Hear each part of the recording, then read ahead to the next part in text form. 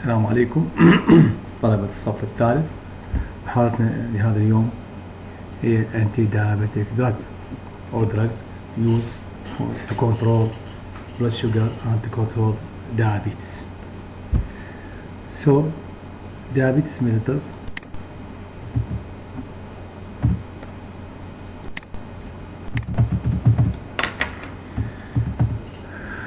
affect about 1 to 2% of many national populations. Known to ancient Greek medicines with the descriptions of a melting of the flesh and limbs into urine. So يعني مرض السكري مرض قديم معروف من أزمنة الغابرة، ويعرف كالآتي: melting ذوبان of the flesh لحم and limbs والأطراف into urine، يعني كأنما لحمة وأعضاء تطلع بالإدرار.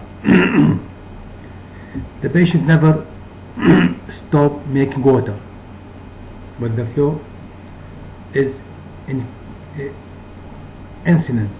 That means it's continuous. Their mouth becomes parched, dry, and their body is dry. So this is the definitions of diabetes: is the melting of the flesh and limbs into the urine. This is the ancient Greek medicine definition. As you know, diabetes is classified into type 1, also called insulin-dependent diabetes, IDDM, which occurs in younger people who cannot secrete insulin. Type 2, formerly non-insulin-dependent diabetes mellitus, NIDDM, which typically occurs in older, often obese people who retain capacity to secrete insulin but who are resistant to its action. Type 2, type 1 diabetes, early onset, autoimmune destruction of beta cells, low or absent insulin secretion. On the other hand, type 2, late onset, insulin resistance, insulin hypersecretion linked to the obesity. This is the clinical descriptions or features of diabetes. This is diabetes type 1, polyuria, increased urination, polydipsia, polyphagia, 3P, polyuria, polydipsia, polyphagia, weight loss, fatigue, increased frequency of infection, rapid onset, insulin use or insulin dependence, and this is early onset. On the other hand, type 2, sedentary life, family tendency, average age 50 years, history of hypertension, fatigue, decreased energy, and again recurrent infection. So, drugs used for diabetes, we have two types of drugs: either injectable drugs and oral drugs, or oral hypoglycemic drugs. Injectable drugs usually called insulin, which is used for type 1 diabetes mellitus in those patients who lack insulin secretion, while oral hypoglycemic drugs and insulin again can be used in the type 2 when those patients have capacity to secrete insulin but they have resistance to its action. Insulin as pancreatic islet cell extract, at first given to a 14-year-old insulin deficient patient on 11 of January 1922 in Toronto, Canada. Chemistry, it contains 51 amino acids arranged in two chains, A and B. As you see, this is the structure of insulin, and this type of chain, A chain and B chain, and linked by disulfide ring. It consists of 51 amino acids. Source of insulin, we have bovine insulin from the bovine, porcine insulin, and this differs by 1 amino acid, while bovine differs from the human insulin by 3 amino acids. We have human insulin is made either by enzyme modifications, by using recombinant DNA to synthesize the proinsulin precursor, and this is done by artificially introducing the DNA into either Escherichia coli or yeast الفطر أو Escherichia coli bacteria. Fourth type, insulin analog, have small numbers of modification to the alpha and or beta chain. So we have four sources of insulin, either bovine insulin, porcine insulin, human insulin, insulin analogs. This is types of sources, مصادر الانسولين. Insulin secretion, as you know, the insulin is secreted in response to the hyperglycemia. When the blood sugar increase in the circulation of the blood, lead to the release of insulin. So this is glucose when enter the cells, metabolism to ATP, and this act to the, this is a potassium channels, and in this potassium channel, this is a channel responsible for entrance and exit of the potassium. And on the other hand, calcium channel depolarized, opens and allow to calcium to enter the cells, and when the calcium enter the cells, lead to the exocytosis of the insulin, which is stored in the vesicles, and lead to the release of insulin to circulation. When there is deficit of insulin, we give insulin as exogenous insulin. But when there is a small amount of insulin, especially in the type 2 diabetes, we use drugs that block this process. Example, sulfonylurea, block depolarize this potassium channel, lead to the prevent the entrance of potassium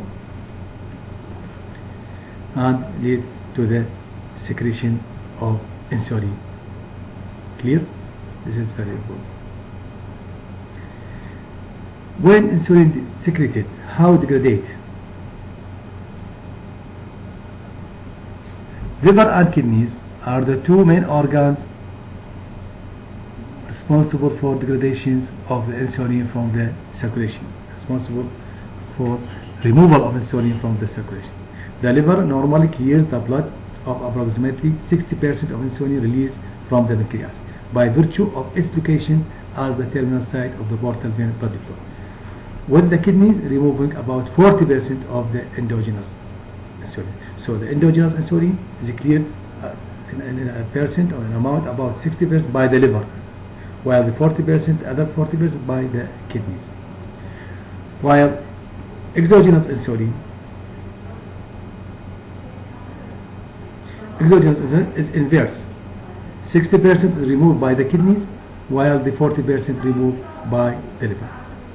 Again, endogenous insulin is removed or degraded by the liver in about 60%, while by the kidney in 40%. On the other hand, the exogenous insulin, 60% by the kidneys and 40% by the liver.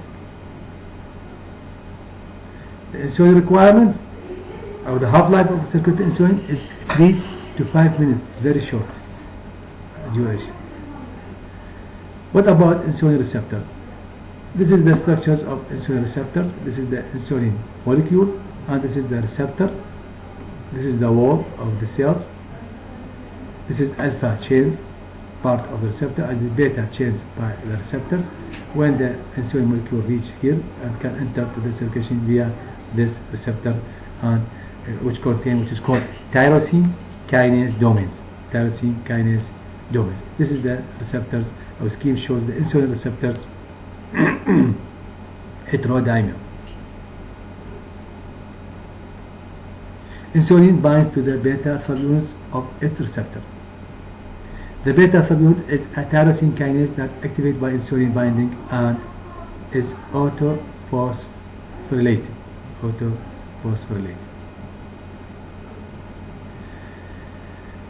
Insulin promotes synthesis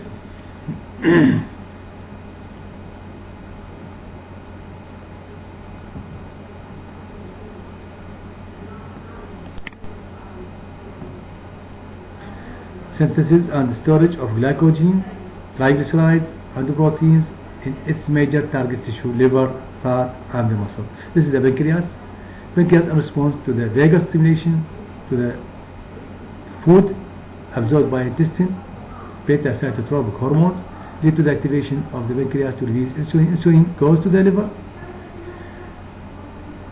and when the liver is transmitted or distributed to the what is called the major target tissues, they include fat and muscle, and lead to the glucose, or shown if we call stop or decrease the gluconeogenesis and decrease the glycogenolysis, and lead to the control of the blood sugar and enhance the entrance of glucose to the cells. Action of insulin. How insulin acts. First, reduction in blood glucose due to increased glucose uptake in the peripheral tissues. Second, the transit of amino acid and potassium into the cells is enhanced. Cellular effect. Insulin regulates carbohydrate utilization and energy production. It enhances protein synthesis. It inhibits breakdowns of lipids, lipolysis. So these are the mechanism or actions of insulin which leads to the control of sugars. Use of insulin, diabetes mellitus, which is the main indication. Second is control of potassium metabolism. How? Insulin promotes the passage of potassium simultaneously with the concomitant with glucose to cells, and this effect is utilized to correct hyperkalemia. So first use is diabetes, second control hyperkalemia. Second, insulin used as a test for respiratory functions by what is called insulin-induced hypoglycemia. Insulin induced, when they induce hypoglycemia by insulin, this will lead to the rise of the growth hormone. If the growth hormone is not raised, that means that the detergent is non-functioning. Thank you.